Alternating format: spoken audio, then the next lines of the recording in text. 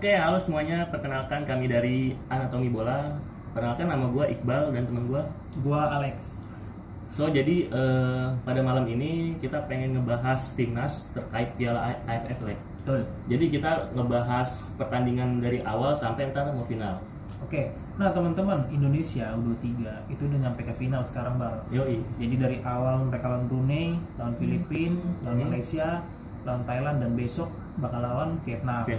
Nah, teman-teman, jadi di channel ini kita mau bahas sedikit nih perjalanan Indonesia dari awal fase grup sampai besok menjelang final ya, Bal ya. Yoi. Ada apa aja sih, Bal, yang bakal dibahas, Bal? Jadi yang dibahas itu kayak misalkan dari lawan Brunei nih, kayak taktiknya, terus habis itu kayak Indonesia tuh mainnya kayak gimana dan perkembangan permainan setelah Brunei. Ya. Terus Brunei kan lawan Filipina. Progresnya ya, progresnya ya. progresnya. Kan kalau kita lihat tuh progresnya itu kan kalau di Brunei itu mainnya bagus ya. Taktiknya, tapi pas setelah dari Brunei ke lawan apa namanya Filipina, habis itu Malaysia kok jadi kayak berkurang ya, gimana gitu. kayak gitu. Nah, teman-teman, jadi ini channel yang baru kita bangun ya, Bal ya. Yoi. Gue sama Iqbal ini temenan dari SMP, lalu di SMA cuma kuliah doang mencar. Tapi kita ketemu lagi di sini mau bahas sedikit dari bola dan kita bikin channel ini, Bal ya, channel kecil-kecilan. Jadi teman-teman nanti jangan lupa untuk di-follow, untuk support kami di Twitter, di TikTok, Instagram, dan di YouTube ya, Bal ya. Dan YouTube. Apa sih namanya, Bal? Namanya tuh Anatomi Bola, anatomi nggak pakai spasi, bola kayak gitu. Dan juga ini channel 100% netral. Yoi. Dan gua nggak mihak manapun, Bener. manapun. Karena kita kan fokus pada sepak bola Indonesia dan sepak bola Eropa. Ya. Oke. Oke, teman-teman, jadi stay tune, jangan kemana-mana, saksiin. Nah, oke Lek. Jadi sekarang kita ngebahas tentang pertandingan AFF yang pertama nih. Kan Indonesia lawan Brunei itu, kan kalau kita lihat kan Indonesia lawan Brunei itu menang telak ya. Mantap. Nah, jadi kalau kata lu, menurut lu kayak gimana tuh? Oke, menurut gua kita bahas dulu dari statistiknya ya. Jadi Indonesia tuh menang possession ball 84%, Bal, banding 16%. Gila, gua bilang. Ini pertandingan paling gila yang pernah dijalani sama Indonesia U23 karena dari sepanjang pertandingan dari menit awal sampai menit akhir Indonesia tuh benar-benar mendominasi pertandingan, Bal. Iya, benar. Dan skornya juga gede banget, marginnya yaitu 8-0. Dan Jens Raven mencetak berapa? 5 gol. 5 gol. 5 gol. Tuh gua bilang sinting sih.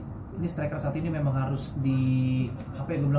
harus dikelola dengan baik karena memang potensi dia tuh luar biasa banget. Nah, kalau menurut lu gimana, Bang? Kalau kata gue sih yang penting si permainannya dari orangnya jangan terlalu kayak berbangga diri atau sombong gitulah. Jangan cuma lah. Supaya permainan mereka tuh tetap stabil, maksudnya ya stabil aja setiap konsisten kayak gitu. Iya. Nah, dibandingin Brunei, Indonesia tuh punya jumlah shot on target tuh gila, Bal, jauh banget. Jadi dicatat di sini tuh 28 tendangan dan on target itu ada 14 shooting yang dilepas sama Indonesia. Sedangkan Brunei Darussalam itu mereka cuma punya 3 kali shoot dan itu nggak ada yang on target sama sekali. Nah, jadi menurut gue memang di pertandingan lawan Brunei ini tuh Indonesia benar-benar mendominasi banget. Tapi kalau menurut gue memang Indonesia sama Brunei itu ketimpangannya tuh jauh banget, Bal. Jauh banget karena yang gue lihat di laga ini adalah Indonesia itu sudah dipenuhi sama pemain-pemain yang memang ada juga yang punya pengalaman di timnas senior. Kan itu juga udah main di timnas senior. Dio juga udah main di senior. Kadek Arel juga udah main di senior. Gitu. Jadi beberapa pemain yang memang mengisi line up Indonesia seperti itu kemarin itu tuh sudah main di level senior. Gitu. Kalau Brunei Darussalam gue kurang tahu deh. Mungkin memang mereka pembinaan usia dini juga mungkin terlambat dibanding Indonesia. Emang Brunei Darussalam lebih tertinggal kali ya. Gue bisa katakan demikian. Dari segi mental juga udah kebentuk Indonesia kan, dari segi mental juga. Mental dan pengalamannya tadi kan. Betul. Dan Jens Raven juga kemarin kan dia ikut kualifikasi Piala Asia U19, Bal ya. Iya. Jadi memang pengalaman internasional juga bisa gue katakan untuk kategori muda ya, nggak bisa dibilang kaleng-kaleng juga. Jadi menurut gua memang kemenangan Indonesia atas Brunei 8-0 ini kemenangan yang layak ya. Dan benar kata Iqbal tadi, Indonesia nggak boleh jumawa karena next step-nya tuh pasti lebih sulit lagi harusnya gitu loh. Jadi Indonesia memang harus tetap tampil konsisten dan nggak boleh yang namanya cepat berbangga diri atau puas diri. Dia harus digali terus dan haus akan potensi gitu. Oke.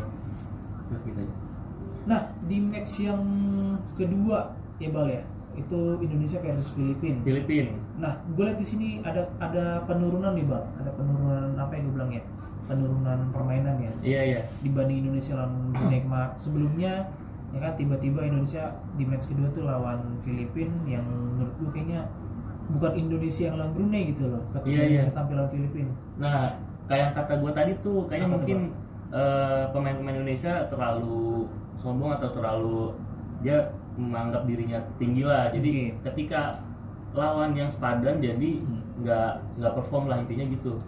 Nah tapi kalau menurut gue bal ini unik juga loh, Filipina bisa menang lawan Malaysia di match pertama. Iya. Padahal kalau menurut gue Malaysia sama Filipina itu lebih bagus Malaysia ketimbang Filipina. Nah, jadi Indonesia pun juga dapat gol cuma dari lemparan ke dalam balik. Iya, lemparan ke dalam. Dari lemparan ke dalam doang. Iya. Habis itu nggak ada lagi gol-gol yang tercipta dari set play, open play atau free kick atau bola-bola mati gitu. Jadi maksud gua sepertinya memang penurunan ini tuh terlalu kelihatan nih antara Indonesia lawan Brunei sama Indonesia lawan Filipina. Jadi kalau menurut gua memang banyak hal yang perlu diperbaiki dari timnas U23 yang lagi bermain di AFF ini. Jadi karena kan mereka juga persiapan untuk kualifikasi Piala Asia ya ini. Iya, jadi betul. memang banyak hal yang perlu diperbaiki, banyak hal yang perlu ditingkatkan. Paling itu sih review gue ya di match Indonesia versus Filipina. Iya sih, yang penting timnas kita itu harus belajar lagi nih, harus banyak belajar, dan kita nggak boleh kayak tinggi akan potensi lagi. Jadi walaupun menang tipis kan ya, Iya, jadi di match selanjutnya tuh harus tingkatkan lagi potensinya, dan harus lebih permainannya harus stabil tetapi ditingkatkan lagi setelah melawan Filipina itu. Betul. Ya. Mungkin itu aja sih kalau kata gue mah. Terus yang next, yang pertandingan ketiga nih bang, Indonesia lawan Malaysia. Nah, yang gue lihat memang lagi-lagi Indonesia tuh mendominasi ya. Dari laga lawan Brunei, terus laga lawan Filipina, laga lawan Malaysia, Indonesia tuh benar-benar mendominasi segala aspek. Mulai dari possession ball, lalu jumlah shooting gitu loh. Jadi maksud gue, tapi di match ketiga ini justru Indonesia lebih turun lagi nih permainannya. Iya. Waktu lawan Brunei mereka lagi panas-panasnya, terus lawan Filipina udah mulai turun, lawan Malaysia juga turun. Akhirnya Indonesia cuma dapat hasil 0-0 doang. Iya, cuma seri doang akhirnya. Cuma dapat 1 poin, walaupun memang Indonesia sudah dipastikan lolos sebelumnya ketika lawan Filipina. Tapi yang aneh adalah kok bisa Indonesia tuh bisa turun banget gitu permainan, jadi nggak stabil. Jadi memang teman-teman, kalau yang gue lihat ada ketimpangan antara starting line up dengan cadangannya. Menurut lu kayak gimana bang? Iya, kalau kata gue sih ketika yang cadangan ini dijadiin starting itu tuh mungkin ada komunikasi yang kurang, sehingga permainannya jadi lebih lebih kurang aja gitu. Jadi ya udah, misalkan nih kan cadangan kemarin siapa yang starting tapi cadangannya dijadiin starting pertama, yang pemain tengah itu kan pemain tengah kan intinya kan dia kan ngatur tempo dari Arkan bukan sih? Iya, siapa Fikri ya. Jadi ngatur tempo tuh dari belakangnya terus ke lini depannya kayak gimana, itu kelihatan banget kan, sehingga ya udah jadi ada penurunan taktik, penurunan permainan gitu. Nah kalau menurut gue sih memang dari 3 match yang sudah dilalui sama Indonesia di fase grup ini memang banyak sih menurut gue PR yang harus diperbaiki sama pelatih Gareth Vandenberg. Dari pertahanan kalau menurut gue Indonesia tuh nggak banyak kebobolan ya, bahkan di fase grup pun Indonesia belum pernah kebobolan satupun. Itu lawan Brunei mereka clean sheet, lawan Filipina juga mereka clean sheet, lawan Malaysia juga clean sheet. Jadi maksud gue pertahanan Indonesia bisa dikatakan sudah membaik, sudah rapi.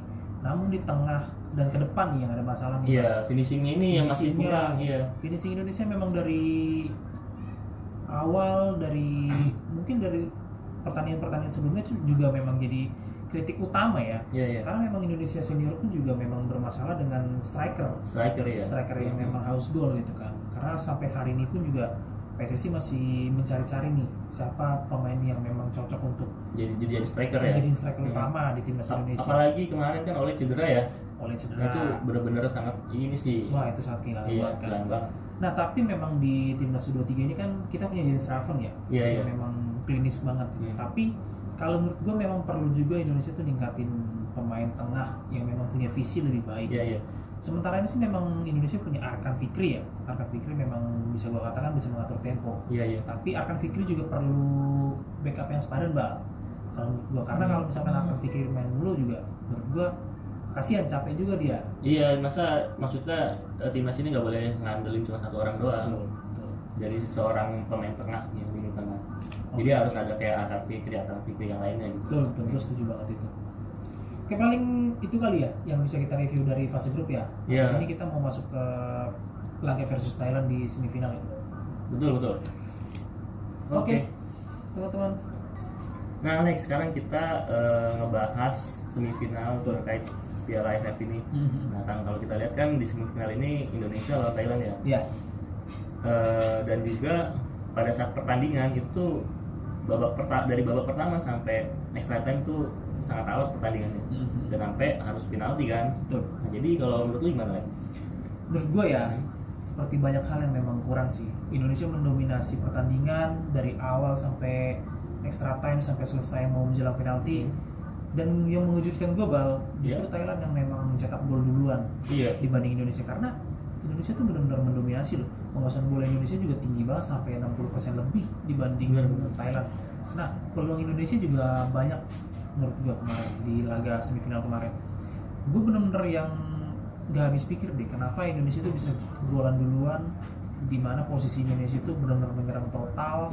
Dan Thailand tuh menunggu untuk counter attack, Bang. Iya. Thailand tuh, gue belum pernah ngelihat Thailand tuh bermain dengan pola bertahan dan mereka bermain counter attack, karena yang biasanya yang gue tahu ya, Thailand tuh pasti bermain dengan oper-operan taktis, oper-operan pendek, dan bolanya itu pasti diarahkan ke depan gitu loh. Itu sih yang bisa gue lihat kemarin tuh. Ya kemarin juga kebobolan tuh karena dari lini belakangnya, jadi ada blunder lah ya. Error. Ya human error, akhirnya ya udah sampai golnya kan dari sisi kanan, terus ini kan apa namanya oper silang gitu kan, oper silang ya udah akhirnya kipernya kegocek dan ya udah jebolnya. Tapi untung lah Indonesia tuh punya striker sekelas Jens Reven ya, yang memang bisa duel bola-bola atas gitu. Dan menurut gua nggak cukup ya cuma ngandelin Jens Reven doang ya, karena memang permainan Indonesia tuh memang fokus sama nyerangnya aja, tapi keseimbangan di tengah tuh nggak diperhatikan gitu loh. Nggak diperhatikan. Dan sekalinya Indonesia kemarin kegolan benar-benar kalut, Bang. Benar-benar kacau sih. Iya. Jadi Indonesia yang belum pernah kegolan di awal ketika fase grup, tiba-tiba di semifinal mereka harus menghadapi Thailand yang notabene adalah raja ASEAN. Terus mereka kegolan duluan dalam posisi mereka tuh yang menyerang total, menguasai pertandingan. Ya menurut gua itu shock terapi yang benar-benar bikin Indonesia stres dalam tanda kutip ya. Ya kalau lihat dari segi permainan juga kelihatan banget tuh. Nah, maksud gua banyak hal yang perlu diperbaiki ya dari permainan Indonesia ya. Apalagi besok mereka harus lawan Vietnam di final AFF Cup ya, Bang. Nah, menurut gua Vietnam bakal jauh lebih berat sih dibanding Thailand, karena Vietnam ini punya semangat juang yang memang berapi-api, berkobar. Terlepas Vietnam harus main di kandang Indonesia pun juga, gue yakin Vietnam pasti bakal main eksplosif. Vietnam pasti bakal bermain dengan nothing tulus, all out. Kalau prediksi gue sih kayak gitu. Iya, karena mereka juga punya mental itu. Mentalitas mereka juga nggak bisa diraguin. Jadi kalaupun main di lawan, ya mereka punya mental ya. Mereka bisa aja menang kalau mereka bisa aja. Mereka punya mental dan mereka tahu nih taktik Indonesia kayak gini. Mereka punya counternya lah ya. Oke, kalau gua Thailand kita udah bahas ya semifinal kemarin Indonesia versus Thailand, dan menurut gua banyak hal yang memang perlu diperbaiki. Gua nggak bilang Indonesia bermain jelek, tapi banyak hal yang memang perlu ditingkatkan. Iya benar. Oke, paling abis ini kita bahas final kali ya. Iya, kita review bukan review ya, prediksi. Jadi dari pemainnya, line up-nya kira-kira siapa aja nih, dan formasinya tuh pakai formasi apa? Formasi bertahan, menyerang, atau seperti apa kayak gitu. Nah, kalau menurut kacamata gua, pandangan gua, Indonesia bakal tampil dengan starting line up yang mungkin gak beda jauh ketika mereka lawan Thailand ya. Jens Reven bakal jadi andalan di depan, Arkan bakal jadi penyimbang di tengah, lalu di belakang mungkin ada Karek Arel dengan Ferrari ya. Menurut gua yang memang mereka tuh udah paling cocok lah. Villa udah dapat mereka. Apalagi Karek Arel sama Ferrari juga udah punya caps di berbagai timnas kelompok usia dari U19. lalu di U23 timnas senior gak sih timnas Ferrari senior dia? juga Ferrari sama Ariel juga kemarin main di Piala AFF senior bang. Nah menurut gua dengan skuad yang seperti ini harusnya juara Indonesia ya. Ya harusnya sih juara ya. Harusnya bisa juara karena menurut gua ini skuad Indonesia yang memang bagus juga sih. Bertabur bintang selain skuad yang memang eranya Arhan sebelumnya ya. Iya. Yang Indonesia tampil di Piala Asia kemarin tuh. Iya. Nah menurut gua prediksi di final besok itu gue yakin banget pasti Indonesia bakal bermain dengan hati-hati. Iya. Karena mereka juga tahu Vietnam itu mainnya eksplosif banget bang. Vietnam itu main meledak-ledak banget. Jadi mereka tuh nggak peduli mau main di kandang siapa, kayak yang penting target Vietnam cuma satu, menang dan juara. Kalau menurut gue seperti itu bang. Iya sih, yang penting kita jangan sampai ngelakuin hal-hal yang blunder lah. Maksudnya yang bikin Indonesia jadi kalah gitu. Betul. Apa namanya, hal-hal yang teknis ya? Iya. Indonesia nggak kalah, yang bikin Indonesia bisa kalah. Mungkin ya? dari kayak salah komunikasi kan. Miskom gitu-gitu. Nah jadi kalau menurut gua Indonesia Vietnam mungkin besok bakal bermain open play ya Indonesia, karena Indonesia tahu Vietnam juga karakteristiknya seperti apa. Terlepas memang ini U23 tapi sudah pernah juga sebelumnya ketemu nggak sih di level-level ASEAN lah. Jadi maksud gua banyak hal yang perlu diperbaiki, banyak hal yang memang harus dibenahi. Tapi prediksi gua Indonesia juara bang besok. Ya sih, mudah-mudahan ya, semoga ya. Harus sih mudah-mudahan. Jadi mau besok Indonesia menang tipis kayak yang penting juara. Gue pengen banget lihat Indonesia juara untuk mendongkrak mentalitas mereka untuk tampil di kualifikasi Piala Asia. Iya sih, yang penting apa namanya walaupun ini piala ciki ya, bukan ciki kan. Tapi ya kita harus membuktikan kalau kita punya mentalitas itu, kita punya semangat itu kan. Nah, yang pasti yang paling penting adalah jangan pernah meremehkan pertandingan walaupun memang levelnya cuma ASEAN ya.